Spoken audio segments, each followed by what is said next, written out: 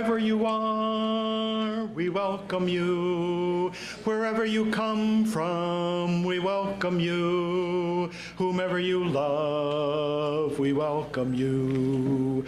Whoever you are, we welcome you. Wherever you come from, we welcome you. Whomever you love, we welcome you. Whoever you are, we welcome you. Wherever you come from, we welcome you. Whomever you love, we welcome you. Whoever you are, we welcome you. Wherever you come from, we welcome you. Whomever you love, we welcome you. Whoever you are, we welcome you. Wherever you come from, we welcome you. Whomever you love, we welcome you. Whomever you love, we welcome you. Whomever you love, we welcome you.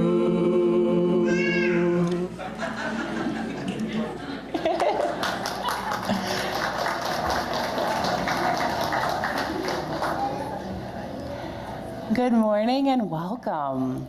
Today is a special day here at People's Church. It is the first day of school, the first day of religious education in this program year for our children and our youth. So our staff and our church members have been working hard for months now on curricula, making sure they have the supplies, making sure they have all of the people that we need to teach and learn and grow together, from the tiniest and friendliest and cheeriest little babies through our whole life long. So come, let us gather. Come, let us continue to learn. Come, let us worship together.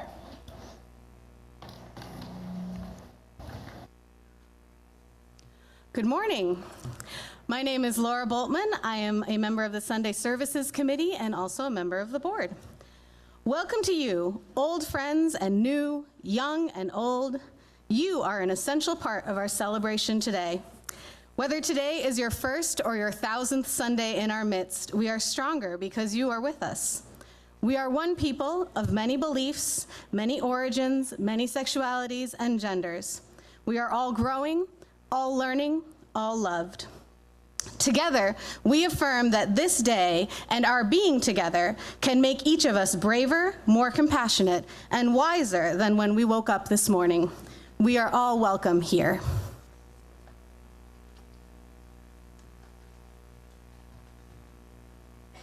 And as we begin, a few announcements. Next Saturday night is our piano premiere party, a night of music to celebrate this new piano. The fun begins at 7 p.m. next Saturday. All are welcome, and it's free. We were going to try to charge you to help pay off this piano, but we've already paid it off. So thank you all. 2 weeks from today is the beginning of our Inquirers series classes, and this is a series of classes especially for newer folks to help learn more about this congregation, but it's open to everyone. We know not everybody learned everything the first time or still have some gaps in their wisdom about this place. So the sessions help all people know the church better, including our history, a tour of the building, including going up on the roof, and learning about all the different programs and activities that happen here. Lunch is provided and childcare is available if you let us know in advance. Please sign up online or with the church office. Next week, I will not be here, but we're having a guest preacher come all the way from Wisconsin, the Reverend Denise Colley, who is going to be sharing with us a message about reproductive justice. So come, it will be very good. And now Jen Jacksa and Rick Johnson have some words for us about the upcoming Church Bazaar.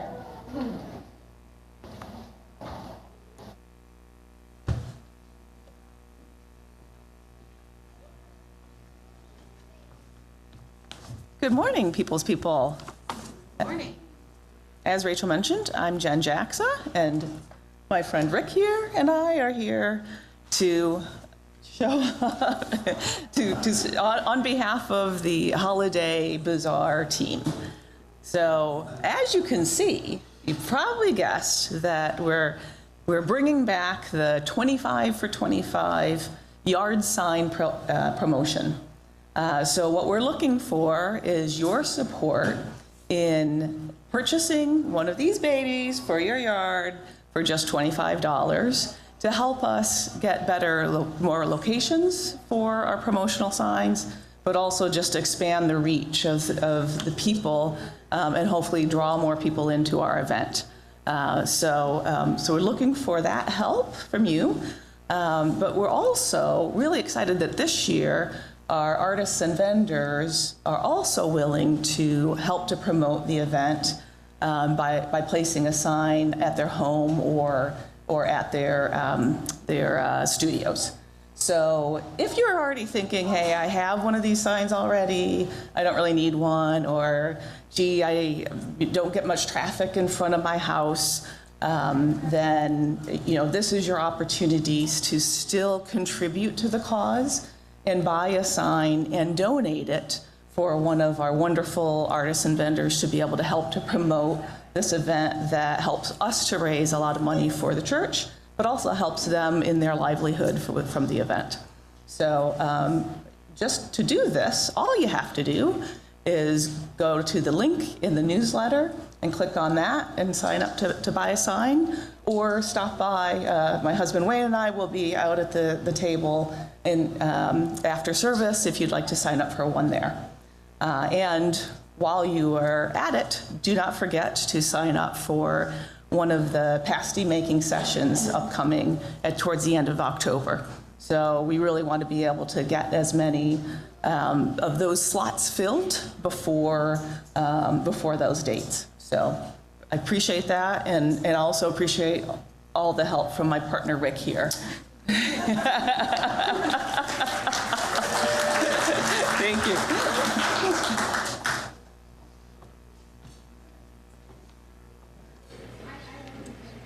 Good morning from me. Ooh, okay. I invite you to rise in body and spirit to sing our opening song together. We're going to give ourselves some rhythm, so you can snap or clap or whatever you want to do here. There's a chorus and there's a couple of verses. I'll let you know which is which. Here's our chorus. You gotta put one foot in front of the other and lead with love. Put one foot in front of the other and lead. Good start. Here we go. You gotta put one foot in front of the other and lead with love. Put one foot in front of the other. And here's my verse. Don't give up hope. Don't give up hope. You're not alone. Don't you give up. Don't you give up. Keep moving on. You gotta put one foot in front of the other and lead with love. Put one foot in front of the other and lead. Keep that going. You gotta put one foot in front of the other one foot, and lead with love. Lift up your eyes. Don't you despair. Look up ahead. The path is there. You gotta put one foot in front of the other and lead with love. Put one foot in front of the other and lead. Last verse. I know you're scared. And I'm scared too. But here I am. Right next to you. Let's take it out. You gotta put one foot in front of the other and lead with love. Put one foot in front of the other and lead with love. You gotta put one foot 1 foot in front of the other one. 1 foot, 1 foot, 1 foot, and lead with love, and lead with love, and lead with love. Thank you.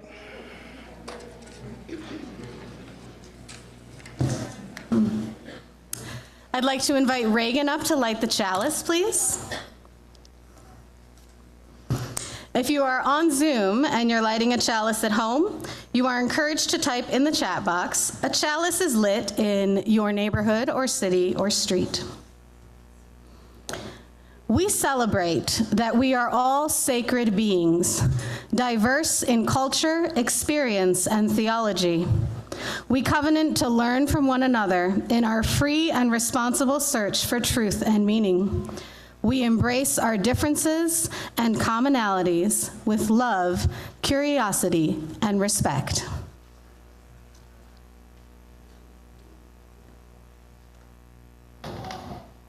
In addition to the chalice lit here at People's Church, surrounded by flowers and jet pigs, we have chalices lit in Kalamazoo Township, Galesburg, Matawan, Millwood Neighborhood, Munson Lake near Grand Junction, and Parkview Hills.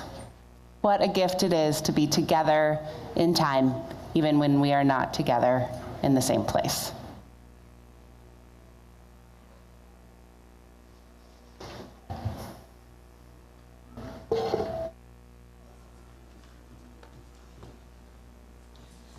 Good morning.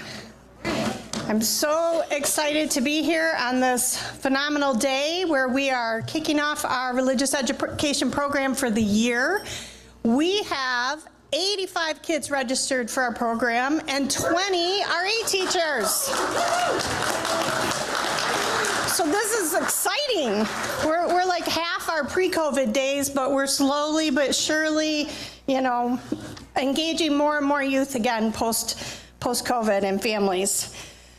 So our religious education program at People's Church is very thoughtfully designed to create opportunities for kids to experience a foundational network framework for religious youth and religious growth and learning throughout their childhood and teen years.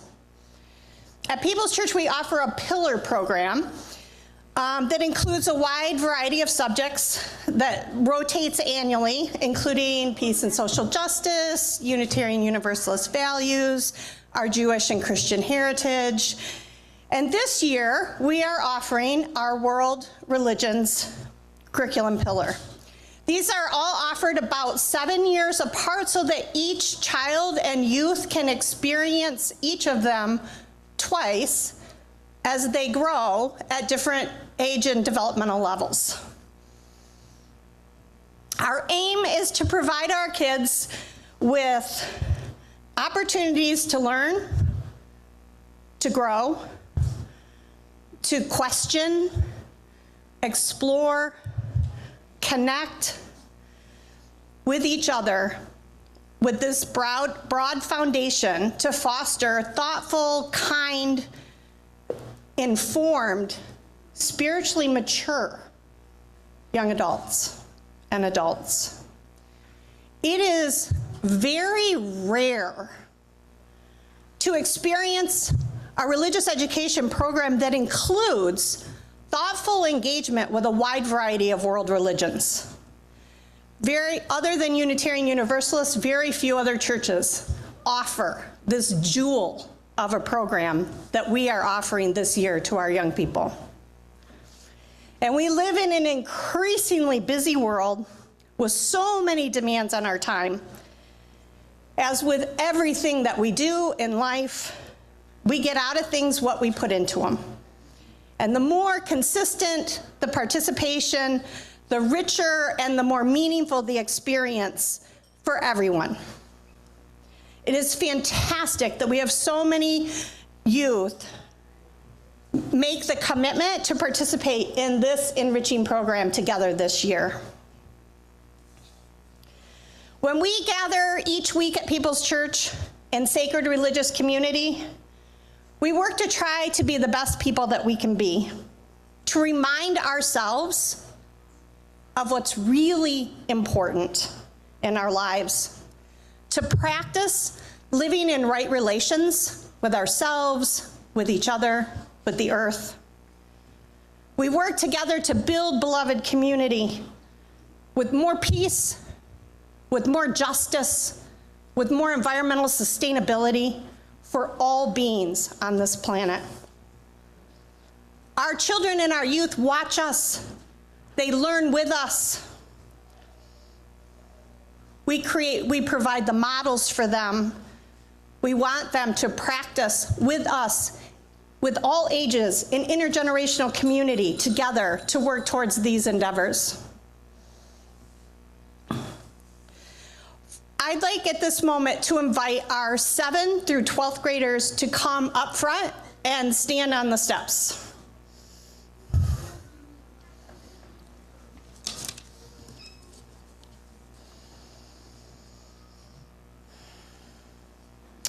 Unitarian Universalism is a faith that has the power to save lives, to shape lives, to sweeten and to soften the lives of our kids and teenagers who are living in a world that can sometimes be harsh and lonely, unjust and unkind.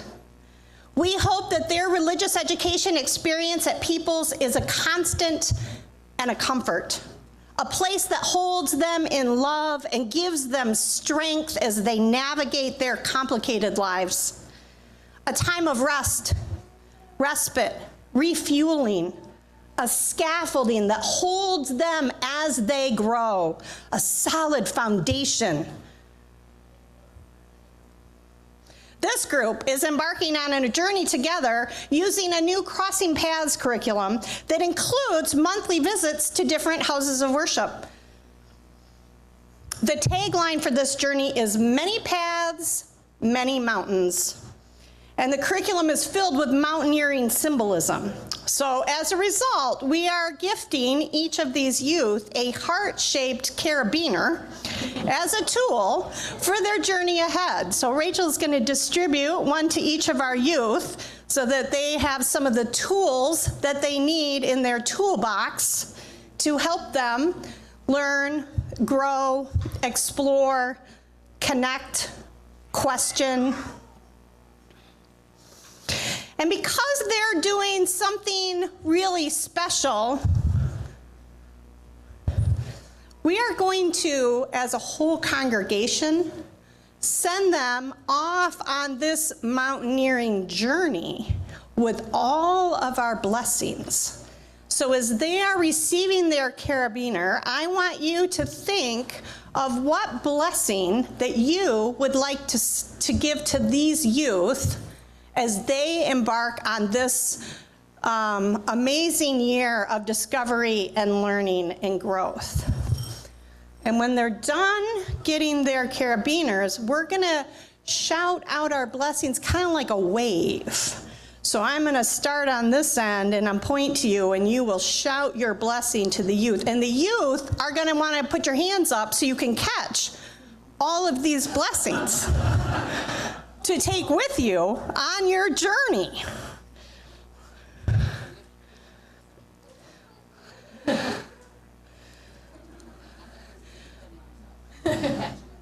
All right, so I'm gonna step away from the mic, but as I point to you, we're doing this as a wave. Does everybody have a blessing in your mind that you would like to give to these youth? And then as I point to you, you're just gonna call it out and send them out to the ethers, to these kids. If you're on Zoom, send them through the waves, and then the kids can catch the youth can catch them. All right, start here.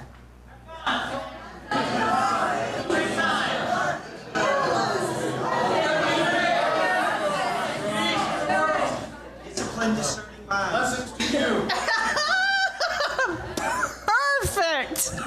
Thank you so much. That was a lot of blessings. You are not alone, young people. Look at this, young people that are up here. These are our future leaders of tomorrow.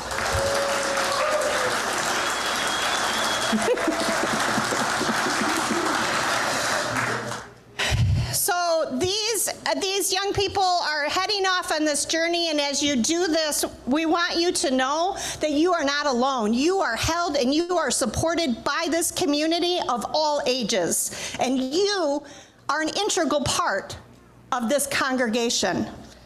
You are our hope for our future. So you are invaluable as you embark on this journey. Now, I would like to ask you guys, the teenagers, the youth, to just stand against the wall on the sides, right up here, and support your teachers. And I would like to invite the teachers to come up to the front. So you guys can take your carabiners, but before you leave, you can do one side or both sides. And if you're an RE teacher, I invite you to come up onto the steps. Woo!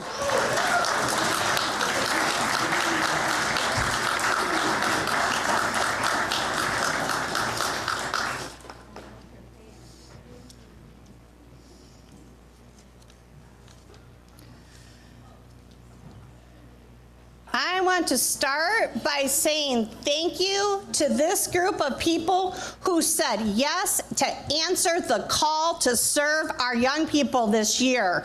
Round of applause for this team.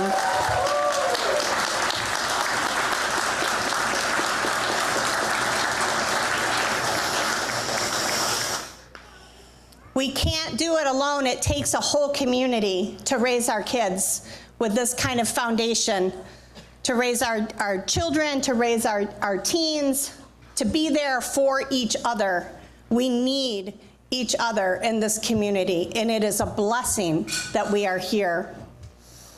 We are going to do a covenanting with these religious education teachers, which you will find in your order of service.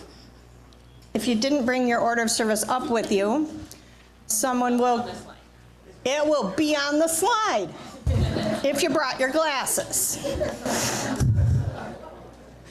So we are starting with the congregation. So I invite the congregation to join me in saying this line from Raffi to our teachers. We find these joys to be self-evident, that all children are created whole, endowed with innate intelligence and with dignity and wonder. All children are worthy of respect as the embodiment of life, liberty, and happiness. Children are original blessings, here to learn their own song. Every child is entitled to love, dream, and belong to a loving community. And teachers, will you say this with me? We affirm our duty to nourish and nurture the young, to honor their caring ideals as the heart of being human. We recognize the early years as the foundation of life and cherish the contribution of children to human evolution. And the congregation, we commit ourselves to peaceful ways and vow to keep children from harm or neglect. As guardians of their prosperity, we honor the beautiful earth whose diversity sustains us. Thus, we pledge our love for generations to come. Thank you. Now, normally, at the end of this ritual, we ask each teacher to light a chalice for their class from our chalice in the Commons to take to their rooms. But increasingly, we're using battery-operated chalices. And this year, because the UUA has rolled out our new shared values with the theme of the jet pig. Would somebody hand me the large jet pig there? Which reminds us that J is for justice, E is for equity, T is for transformation, P is for pluralism, I is for interdependence, And G is for generosity. And the key is that love is always at the center of all that we do. So we are blessed in this particular congregation that not only have we had someone make us, one of our members, make an amazing jet pig for our congregation, we have some little jet piglets that will be going to each classroom with the teachers.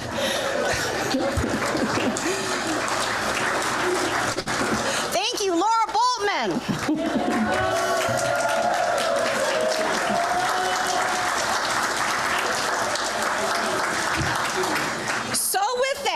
We launch our RE program for this year to all of our children from kindergarten through high school. Will be learning about world religions, and these fine people will be guiding them off on this journey together.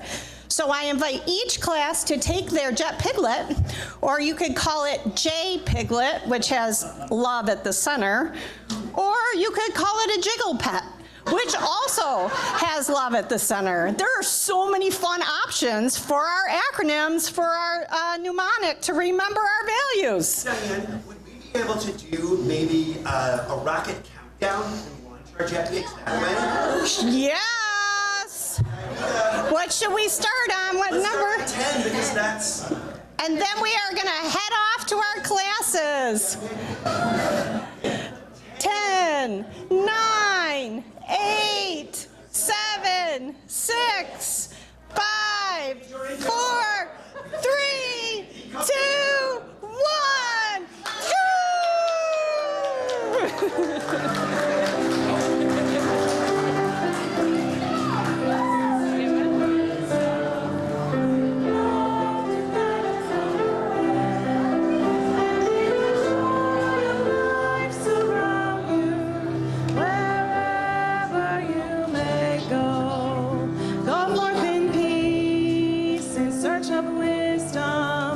With love to guide you on your way, and may the joy of life surround you wherever you may go.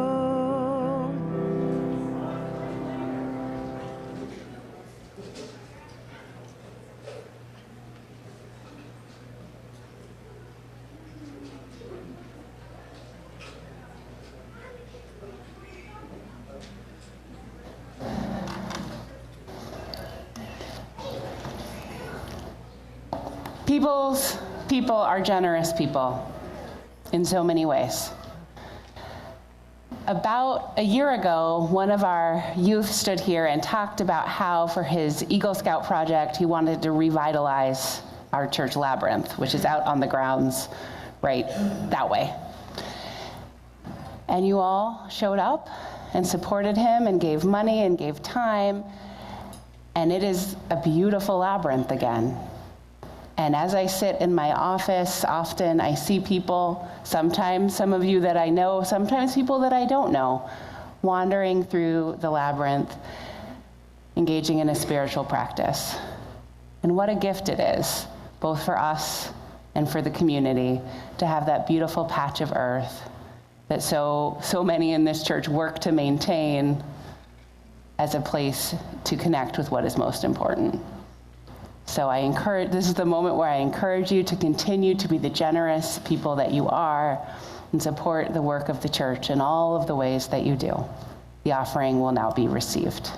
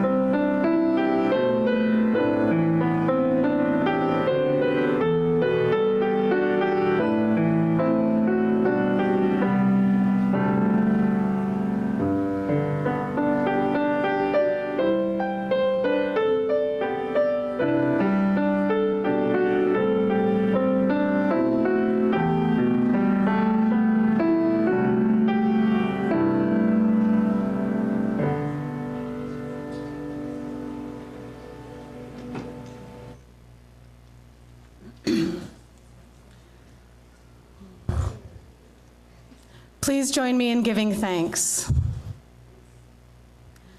From the countless gifts we each have been given, gifts of life and love and sustenance, we bring these small portions to share in the works of love, which none of us can accomplish alone. This is a community that supports one another. One of the ways we do this is we take time when we gather to lift up the joys and sorrows and other milestones in our lives. So if you have something you wish to share with our gathered community today, if you're with us on Zoom, please type it into our chat box. If you're here in person, please come up, place a stone in our bowl of water, and say your name so we know who you are, and then speak as briefly as you are able. Zero-sum game where one truth triumphs and all the rest is heresy or foolishness. I want a different kind of conversation, one that holds space for curiosity, for holy playfulness. I approach theology not as a fixed set of firm propositions and unwavering claims, but as a field of possibilities, as offerings, as invitations. Religion is, to me, a grammar of the imagination. I want to build a world in which we learn each other's sacred languages, where we strive to become multilingual. I want us to make room for difference. No, even more than that, I hope we seek it out. I hope we cherish it. Each way we speak of God offers a glimpse, a window to the infinite. God is like a mirror, a Jewish midrash teaches. The mirror never changes, but everyone who looks sees a different face.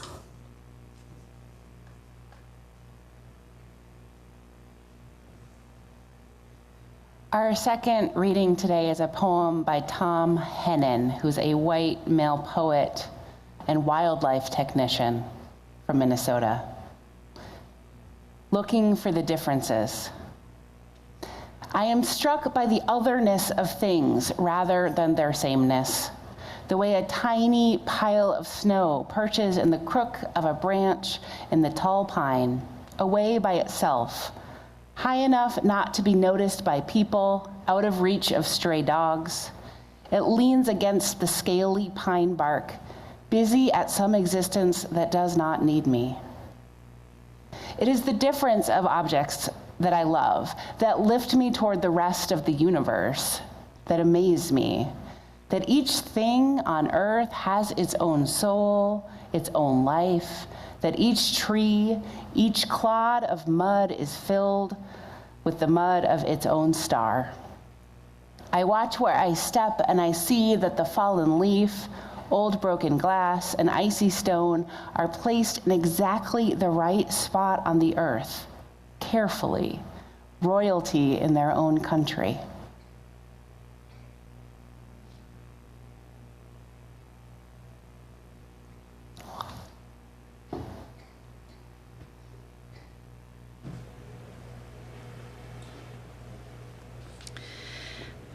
I invite you to do a stretch upward in your seat for this next song.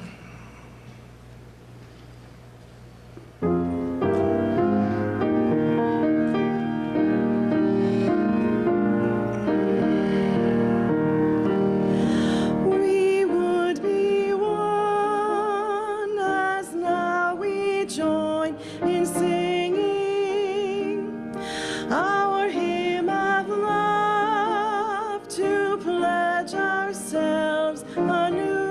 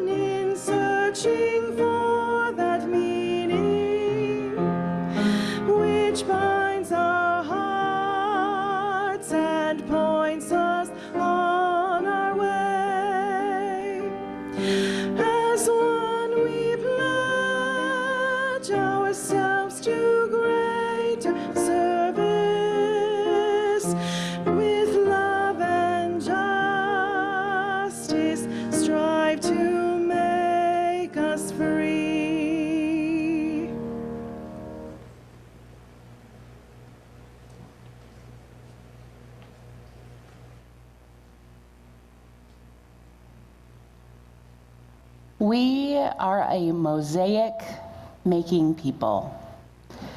As Unitarian Universalists, it is our practice often to piece together bits and pieces of wisdom to make something else entirely. In our free and responsible search for truth and meaning, we gather up the practices and understandings and stories and teachings that are most true for us. So I put out a visual aid to help us all. This is a glass mosaic that this congregation started making about 5 years ago. During worship, we would take small pieces of glass and glue them onto a frame, taking small pieces that together created something new. And our service today is a mosaic of sorts, like it is every week here.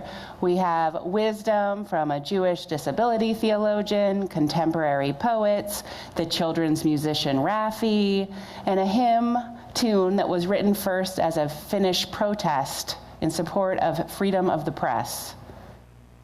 And the blessing that is our children's and teacher recessional, written by our own music director and accompanist. And on a different Sunday, we sing a song from the 1960s, reflect on a wisdom story from the Buddhist tradition, or revel in the teachings of science. Every Sunday is a mosaic. As we seek wisdom from many sources here, respectfully appreciating many wisdom traditions, and if we are doing this right, offering up new pieces of truth that each of us can place into our own personal mosaics of meaning.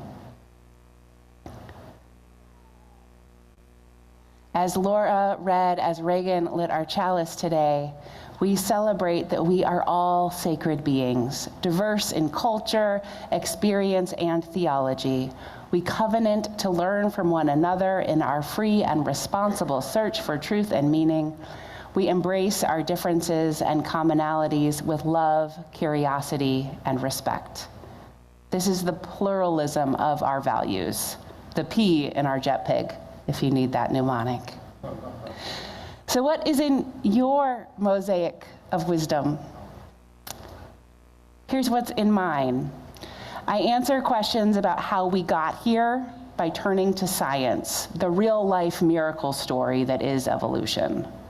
When I sit with suffering and try to figure out why bad things happen in this world, Buddhist teachings are what I find the most comforting.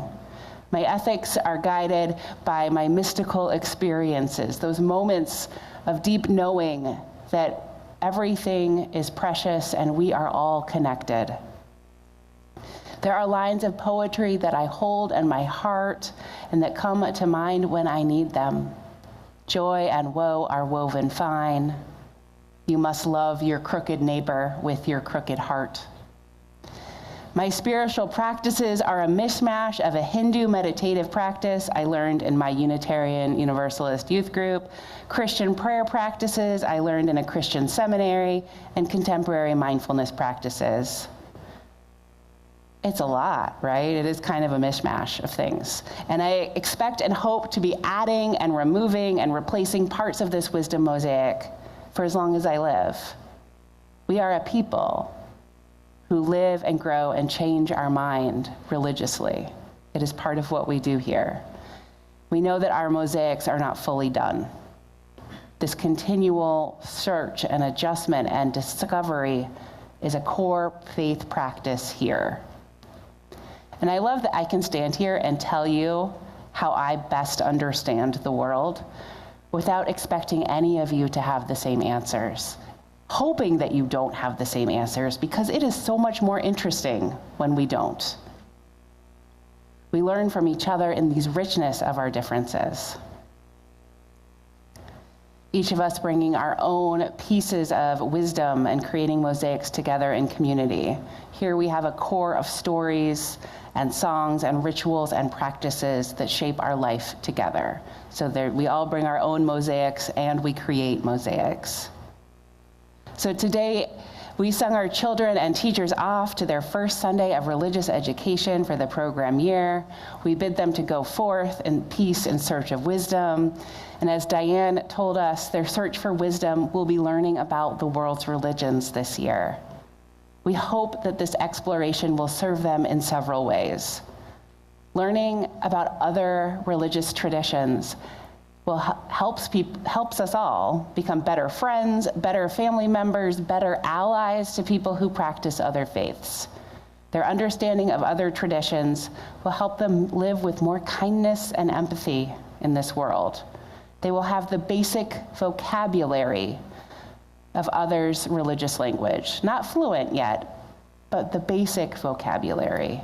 They will know that they probably shouldn't serve bacon to their Muslim cousin and understand why their Jewish classmates weren't at school this past week for Rosh Hashanah.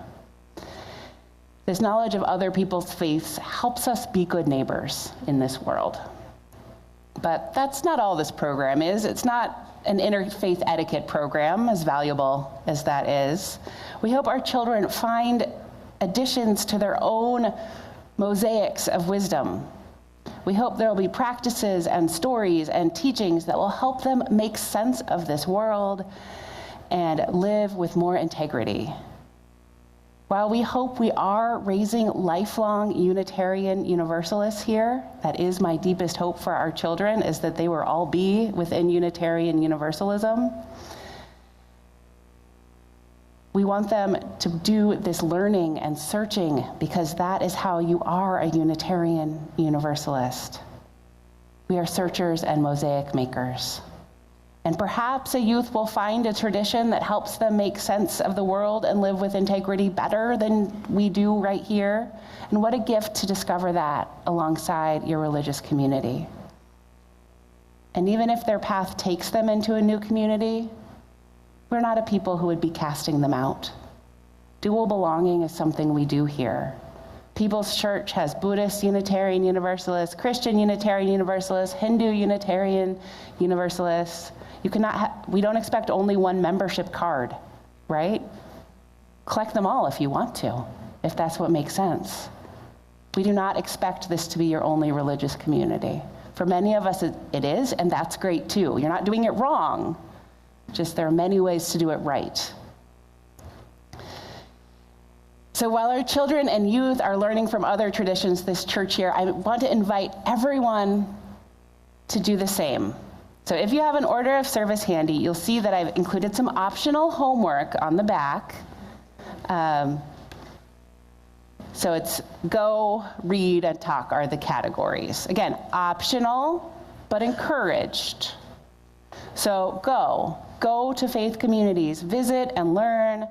There are communities in Kalamazoo County that practice all of the world's most commonly practiced religions and many of the smaller ones. If you need help figuring out how to get to the place or where it is, let me know. I have contacts with many of these communities. And nearly every community is grateful for visitors and excited to teach you about what they do. There are even some faith communities that gather in our building. So on Monday nights, there's a Buddhist group and a Japanese Buddhist lineage. On Tuesday nights, there's a Buddhist group and a Tibetan Buddhist lineage. They both meet appropriately enough in the Buddha room. We call it that because we let them store their statues there and their other things. You would be welcome there and in so many other places. If you want to visit a community that gathers on Sunday mornings, please do that. We'll miss you and we'll want to hear what you learn. But we won't lower your grade here, right? You're even doing the optional homework, and you all have A+ already, right? And we're also looking for folks to be drivers and chaperones when our youth, our 7th through 12th graders who are up here on the stairs earlier, visit other faith communities.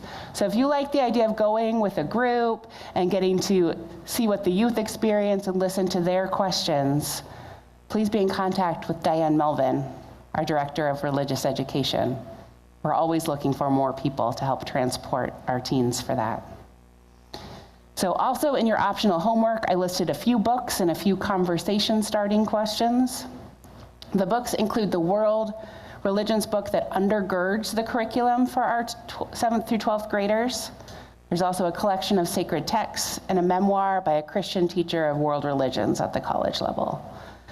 The questions could work in our congregation, perhaps over coffee hour or in a small group that you're part of, or if you have close friends that you feel comfortable talking about spiritual life with. We have, in our religiously diverse world and our spiritually diverse congregation, we are surrounded with opportunities to learn from one another.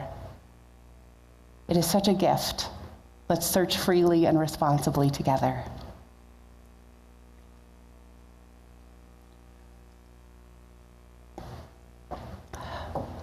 There are a few different ways to study other religions. There's the academic approach, studying the who, the what, the when, the where of traditions. Who were the founders? What is the holy text called? When are the major holidays? Where do the adherents of that religion live? This is useful, and we share those facts with our children and youth, but that is not the core of the approach that we use here. We are just as interested in the whys and the hows of religions. One can study religion from a defensive crouch, looking for the gaps, the inconsistencies, the time that that faith was used to justify evil. Every religion has this. There are ways, the ways a religion falls short are worth knowing. But that defensive approach is incurious. It is the path of someone who is sure they already have all the right answers, of someone looking for reasons to continue to feel superior, of someone who's looking just to win arguments. And we don't do that here. We practice love, curiosity, and respect. Some folks, usually very well-intentioned folks, study religion looking for the sameness. They might say that all religions are different paths up the same mountain, or point out that since every religion has something like the golden rule, they must all be the same at their core. And this isn't true either. The world's wisdom traditions are different and sometimes contradict each other. They have different understandings of the challenge of being human and different approaches to those challenges. To pretend that there is a sameness at the core of every wisdom tradition doesn't let us see the differences, the generations' worth of unique wisdom that each tradition holds. So the approach we use here, and that I commend to all of you, looks for those differences, notices them. As Julia Watts Belzer writes and Laura read, I want us to make room for difference. No, even more than that, I hope we seek it out. I hope we cherish it. Each way we speak of God offers a glimpse, a window to the infinite. So the youth curriculum that we're using here, which is called Crossing Paths, has the central metaphor of many paths and many mountains, as Diane explained, which is why we gave them those cute carabiners. Each religion is its own mountain, not a different path up the same mountain. So our youth will be metaphorically crossing paths as they learn this year. They will discover each religion's answers to some of the big questions. Where did we come from? Why is there suffering? What does it mean to live a good life? What is our responsibility to others? What happens when we die?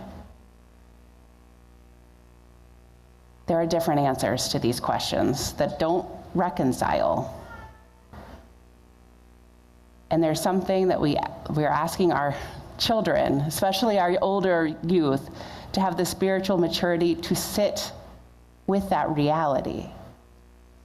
There are differences. The differences don't need our approval or disapproval or our attempts to make them somehow align with each other. They simply are. And there's beauty in recognizing how humans have tried across time and space to answer these gripping questions, these perhaps impossible questions, for the whole time that there have been humans. So we are inviting our children, the older children, we don't do this to the kindergartners, but the older children, to really dwell in this complexity with curiosity. One of my favorite metaphors for this approach to religious diversity comes from Raymond Panikkar. So Panikkar was born just over 100 years ago in Spain. He was the child of an interfaith family. One of his parents was Catholic and one was Hindu. He grew up practicing both traditions, and he became a Catholic priest who devoted his professional life to interfaith dialogue and learning. He didn't seek conversion, but understanding. When talking about the world's religions, he would offer a metaphor of rivers. There are so many rivers in this world. The Ganges in India is a sacred river for some Hindus, while the Tiber flows through Rome, the seat of the Catholic Church. Those were the ones he would usually use, but we can add in other rivers. The Jordan River that flows near holy sites for Judaism, Christianity, and Islam. The Oshun River in Nigeria that is a sacred place for Yoruba religions, and more. They are different rivers with different sources and endpoints, geographies, characteristics, just like religions are different. The rivers do not meet on earth, Panikar says, but vapor evaporates from each of these rivers. And if conditions are right, that vapor might just join together and sit in the same cloud in ways we cannot know. Panikar asserts that religions might be like this too, different and distinct on earth, but he says they meet once transformed into vapor, once metamorphosed into spirit. There might be some connection beyond our ways of knowing. Maybe. Perhaps. And we can let that mystery be as we notice the differences as well. And we can practice curiosity, respect, and humility as we learn about the rivers that others live beside.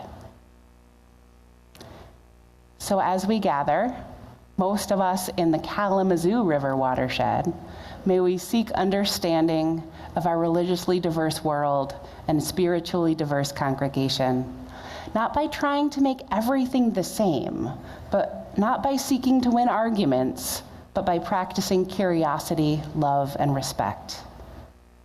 May our children, and may all of us, find the pieces of wisdom that help us live in this world that is so often baffling and so often beautiful with more integrity. May we all continue to be mosaic makers together. May it be so. May we make it so. And amen.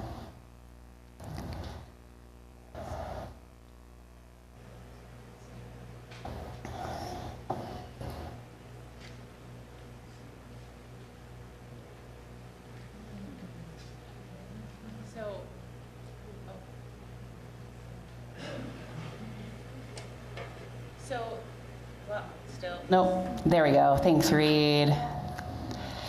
So this weekend marks the 1-year anniversary of the beginnings of the war in Gaza. And this week has marked escalations of that conflict.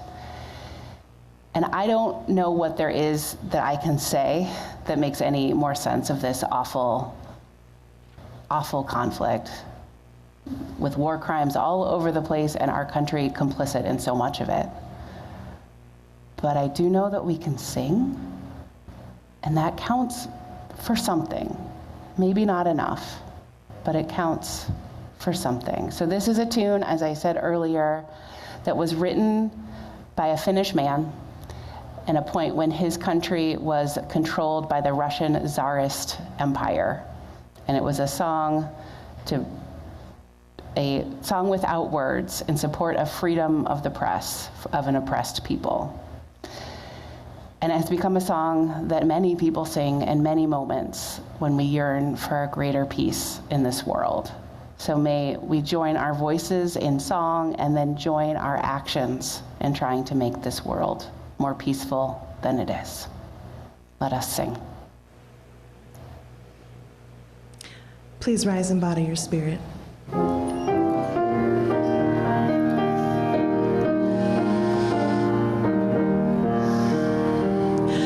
This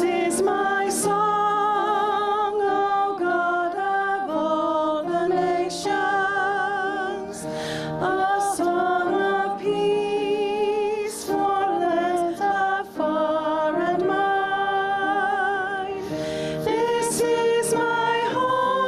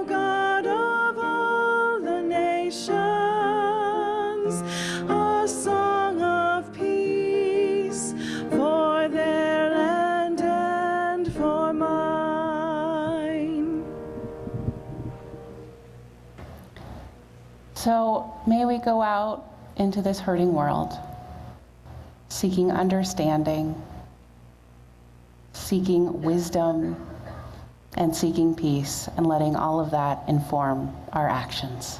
Let us go in peace and go in love.